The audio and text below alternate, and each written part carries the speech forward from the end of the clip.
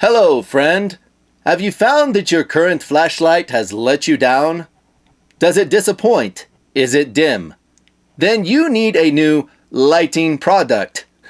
You have come to the right place, as Nut and Fancy reviews the Acebeam flashlight product. Thanks for clicking on the video, guys. I'm just having a good time with reviews. Gotta have a good time. Whew, I've been doing it lately in the vids. You've been watching. You know, I go everywhere, man. Acebeam has caught my attention. They have. The lights I am going to show you and attempt to review quickly, won't happen, are awesome. Don't hesitate, just buy each one. They're excellent. Links below. They are excellent. I mean, there's a lot of great lighting products. Lighting products! Of course, there's a ton of them. It's hard to keep track of all the brands, you know, what comes, what goes. You know this. We've talked about it through the years here in TMP. I do keep on the back burner, though, a little radar spinning around. Just kind of looking every so often, seeing what new lights come out. These caught my attention. They did. We're going to talk about two. The M10, real small EDC light, and the PT10. And then separately, I'm going to review two more Acebeam flashlights that won't be so much EDC as tactical, emergency, search, outdoor lights is what they'll be. These are EDC lights. You'll have them with you all the time. Hopefully, go watch my 10 biggest EDC mistakes. What did I say about lighting? Those guys that watched it. You said don't use your cell phone. Right on, sir. That is correct. Don't use your cell phone. It will fail you, number one. 2, it has a horrible search beam. 3, it's not waterproof. I could go on and on. Yeah, you can use it as a backup for sure. I'm talking your cell phone light. They do work. I mean, if you're searching in an area and your battery's up and running, I have an iPhone. It works good. Just don't rely on it. We'll get to all the details here on these Acebeams. Essentially, daily lighting products. First, some out-of-genre reviewing. You got to see this new Endura that Jeff Lawfer did at Cutlery Shop. Boom! Look at this. Out-of-genre mini review. I do it all the time. I call that kind of an orange mottled camo. Isn't that cool? I mean, it's a simple pattern, but it really looks good. Do I need to say anything about the Endura that I haven't already? It's so amazing. And this edition is in a good steel, HAP 40, which I have a lot of experience with at this point. I know HAP 40 very well, and it's pretty excellent. Holds a good edge, relatively easy to sharpen. It will rust on you, be careful. And apparently if you baton with it, it will break on you.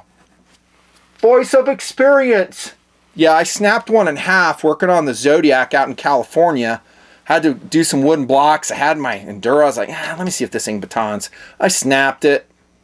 I don't fault the Endura. I still love it, but it's not meant for that. You need to get like a cold steel with a triad lock if you want to do that with a folding knife, which is so funny because when it broke, I was like, why don't you apply your own lessons and advice that you give on camera? I was like, I know. I should have used like a recon or something, or better yet, a fixed blade, but I didn't have it. I'm trying to save time. Anyways, this is the Cutlery Shop Special Edition. Link below. Highly, highly recommended, this knife. Polished clip. Also, at Blade HQ, by the way, they have these loop-over Lynch clips you can put on there for deep carry if you like it. I'll put that link there, too. Hey, what do you know? I'm supporting 2 knife shops, Cutlery Shop and BHQ. Both friends of mine. Enough of that. Glock 17 Gen 4. We coded this one. Shown it before. And I always write the amazing weight on it. 25.5 ounces for a combat handgun. Still the measure, right? Here it is. Glock 17 can do it. Spinnaker Rec. Oh, that's a cool watch. I have a separate review coming out. And if you don't like watches, I feel sad for you. Come on, brother. Get with the program. Watches are awesome. Then I have my 550HG zip tie mod Lynch clip. Ah, speak of the devil, there's one right there. JB Weld mod, so that freaking skateboard tape will stay on. Now it's a waveable, wicked fast. Oh yeah, I slightly gemmed it with a Dremel too, the 550HG. Oh man, I'm running out of steam already. Maelstrom X7, old school light, still great. And then we'll morph into the review of the Acebeam with this one. So the last real pen light I reviewed, if I remember, is this one, the Next Torch K3, and it's a great light. It's a great light. The only criticism I have after all these years of using it, I mean, look, it's engraved 2013. I do that to keep track of when I reviewed it. That's one reason. And also sometimes I meet you guys, and if I'm carrying it, I just give it to you. I was like, hey, here's a light. It's signed. Cool. I do that all the time. But the button's a little bit easy to press on it. So there are times on the Next Torch that I'll pull it out of the pocket and it's no worky because the button turned on. You need, and a criticism I've always leveled is make these buttons hard to push. That's the end of things I don't like about the K3, other than it's a AAA battery power source, and so it doesn't really have great burn time. We're going to have that with the PT10 as well. Deep carry clip though, and it was affordable. I mean, I was super excited, still am, about the Next Torch. Every light, every product, watch, gun, knife, is going to have quirks. Sometimes you can correct them, like the 550HG, and sometimes you can't. First up, the M10. M10. This is a single AA battery flashlight, and it is amazing what they're getting out of this light. And we'll cover all the features on this and some of the quirks. First thing the Acebeam does right are their colorations. Of course I love this one, the Flat Desert Earth. Of course I do. It makes me happy. But I think I've seen some blue, some red, definitely black out there. Look around. Again, links below. I bought these at Blade HQ. And I don't know if Amazon has them yet. I just don't know. I'll look. If they are, I'll put those links too. Buy where you want. Really cool. Compact light. It only weighs 1.6 ounces. The only thing I haven't liked about it yet, and give me a year, maybe I find other things, is that it does not have a deep carry clip, and it doesn't carry, I'm going to call it lens up. I really like it when it does that, and I'm going to show you a representation, and holy cow, I've shown it so many times on camera, but it is a company that got it so right, and that's the Olight S20 baton. This is exactly what I'm talking about. And Acebeam, if you come out with new generations, just copy this. This is a perfect clip because it clips on the front, lens up, and now you can put that on your ball cap, which I do all the time. Boom, instant headlamp. Done. This, by the way, is still my favorite, all-time favorite EDC light because it's an 18650 power source. It lasts forever. Good modes, super bright, really durable. I have like a ton of these because we use them out in the desert to illuminate targets.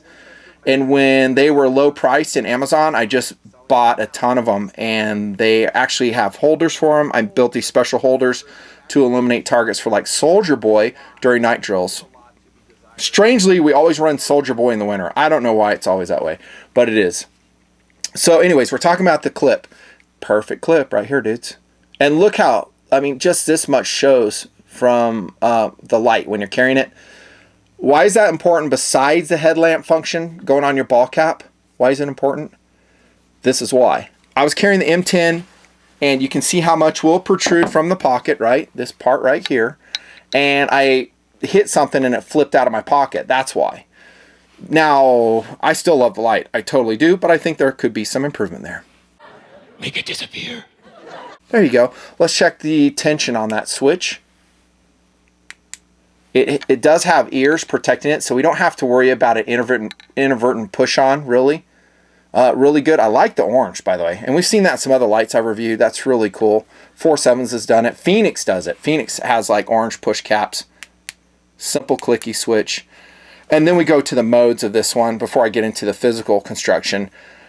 I think more and more the lights are going with the simplistic UIs because users have requested it, either through contacting the company, maybe forums. I think most flashlight users don't need all the secret modes and beacons and strobes. Myself and a backpack light, which could be a philosophy of use for this, I really like the strobe mode. I've used it. I could actually like the SOS mode. However, with the M10, you're just going to get three. You're going to get low, medium, and high. There we go. Better. Low. Really clean, usable beam. medium, high. And the LED is a Cree XPG3-55, whatever that is, with a 50,000 hour life on this M10.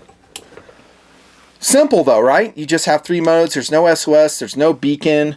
By the way, the output is 3 lumens on that low mode. So nice to see that. In my flashlight reviews back in, I don't know, 08 through 2010, one of the things I raved about when Olight got it right is a very low mode, because you get a very long burn time, and when you're in a completely dark environment like backpacking in a wilderness area, you don't need a lot of light because your eyes have totally adjusted to night vision. This is another thing the Acebeam gets right. The only 3 lumens. They're saying 50-hour burn time. Middle output is 50 lumens. And I do have some other outdoor footage I'm going to roll in here because I have tested these lights. I think that's middle mode right there. 50 lumens, 3 hours.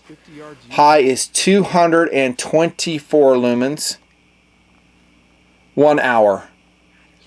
I've always said when you get into a cold environment, cut those burn times in half. That's what I would do. Also, you can run a lithium power cell in these. It'll make it even lighter. Right now, I think I just have an alkaline battery in there. There you go. Simple though, right? Now to the construction. Nice knurling on the M10 all the way up here. Consistent cylindrical shape, so there's no flaring out. It's just a really simple light. Somewhat of an orange peel, somewhat of a deep reflector, although I will think of this XPG3 as an area light. When I took it out into the wilderness, I estimate I got about 50 yards really usable illumination out of it. Acebeam is saying 78 meters for the M10. By the way, this thing is waterproof to the IPX8 standard, so is the PT10. I've talked about that a lot in previous years. Really efficient use of the power cell. They're saying 3 times the life on a single AA battery with this technology inside this light. The Acebeam M10. I love it. Let's see if it's making any noise. There's a little bit. I don't know if you can hear it. I'm putting it near the microphone. Hear that? Okay, I'm changing modes here. That's low. That's not the mic, that's the light. High. So it's funny. In medium mode, the M10 is making a whine. Now on to the PT10. Which form factor do I like best? For EDC, I would have to say probably the PT10. All right, I can't please everyone. But for me, again, since I'm using S20 and an 18650 power cell, I'm really about burn time. And that's one reason I stopped carrying the K3, because again, yeah, the switch would click on, but also it just wouldn't last that long. Now they're saying with the PT10, here it is right here, close look. It also has a very simplistic UI, which is good. I think most users will appreciate that. It's just 3 levels. I'm showing my black glove, that's helpful. Let me turn this light off right here. Huh, imagine that. Works better with the lights out. Good job, Nothing Fancy. Hey, son! You trying to make an ass of me? Get on the bag! That's the low on the PT10. 3 lumens, they're saying 36 hours. And then for some strange reason, it goes to high. So there's high. Acebeam claims 360 lumens out of 2 AAA batteries. That is amazing, by the way. And what are they saying? 0.8 hours, which makes sense. And here comes middle. And that's 10 hours at 30 lumens with fresh power cells. 2 AAA batteries. Super clean, just like the M10. Really excellent beams. This is K3 if I've got cells in it. Oh, see, look at this. This is a good comparison.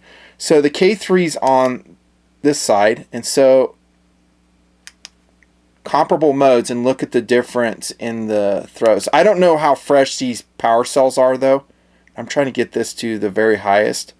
It's right there. So that's max on K3. Dude, that's like night and day.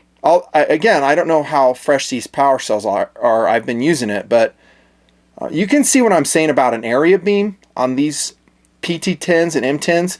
I think they're a great area light. which is mostly what you want in your EDC light, because you want to flood an area to search for stuff that is relatively close. Again, in my in-field testing, out to 50 yards, they'll stretch. They'll go that far. This is another thing that Acebeam is getting right. The beam patterns are excellent. Not that I'm the end-all flashlight expert. I'm not. I'm a user like you, but I do have some experience with lights of all different sorts and descriptions. Phoenix, 4.7s, Next Torch, and some others. So I do have some experience. Very impressed with the throw and the beam cleanliness of this. And I guess the burn times too are pretty excellent. Acebeam says the range on the PT10 is 65 meters. Here it is on the box, so it has to be true. Has to be. From my own in-field testing, I would say about 50 yards. Just like the M10. But think about that. That is still remarkable.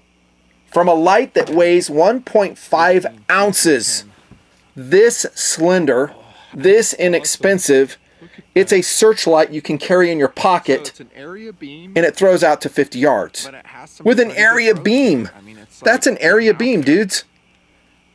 And it throws to 50 yards. Incidentally, on the PT10, it features a Cree XPL-HDW2 if you care. There's lots more information in the forums and some other places if you want to look for it. I won't cover it here like I used to. Remarkable throw, really. Remarkable. Awesome beams, both of them. M10, PT10, also IPX8, and you may have seen on the box right there what that means. 2 meters.